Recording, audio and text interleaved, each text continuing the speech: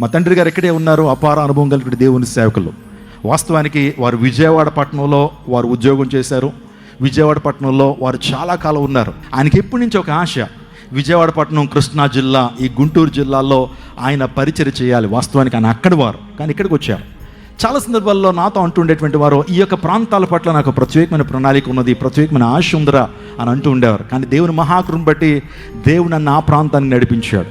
తన యోగ్యమైన పరిచయం దేవుడు నాకు అప్పగించి ఆ ప్రాంతంలో అనేక మందిని యవనస్తులను బలపరచడానికి, అనేక మంది కుటుంబాలను బలపరచడానికి, అనేక మంది రోగగ్రస్తులకు ప్రార్థన చేస్తున్నప్పుడు స్వస్థత వారు అనుభవిస్తున్నారు.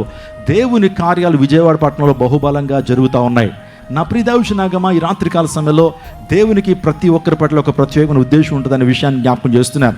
మా తండ్రి గారు ఒకసారి విజయవాడ పట్టణంలో ఆయన ఒక పల్లెటూరులో సువార్తను అందించి విజయవాడ పట్టణానికి వచ్చి అక్కడ ట్రైన్ ఎక్కుతూ ఉన్నప్పుడు విజయవాడ స్టేషన్ దగ్గర ఒక వ్యక్తి పరుగులు తీస్తున్నాడట. పరుగులు తీస్తూ మా తండ్రి గారు కూడా ట్రైన్ ఎక్కడం కొరకు ఆయన పరుగులు తీస్తూ ఉన్నప్పుడు, ట్రైన్ క్యాచ్ చేయడం కొరకు ఆయన చాలా వేగంగా ఆయన పరుగు తీస్తూ ఉన్నప్పుడు ఒక ఆయన కూడా పరిగెడుతూ వచ్చాడట. పరిగెచ్చి ఆగండి ఆగండి అన్నాడట. ఎందుకయ్యా, ఎందుకు ఆపుతున్నావు, ఏదన్నా అర్జెంటా, ఏదన్నా నీకు సహాయం చేయాలా అని అంటే, ఇక్కడ బ్రాందీ షాప్ ఎక్కడుందో చెప్పండి అంటున్నాడట. అంటే చూడండి, దైవ సేవకుడికి పరుగు, ఆదివారం రాజమండ్రిలో దేవుని స్వార్థ ప్రకటించాలి, సంఘానికి కాపరత్వం చేయాలి, పరిచర్య చేయడం కొరకు ఆయన జర్నీలో పరుగులు తీస్తున్నాడంటే అతను దేనికోసం పరుగులు తీస్తున్నాడు?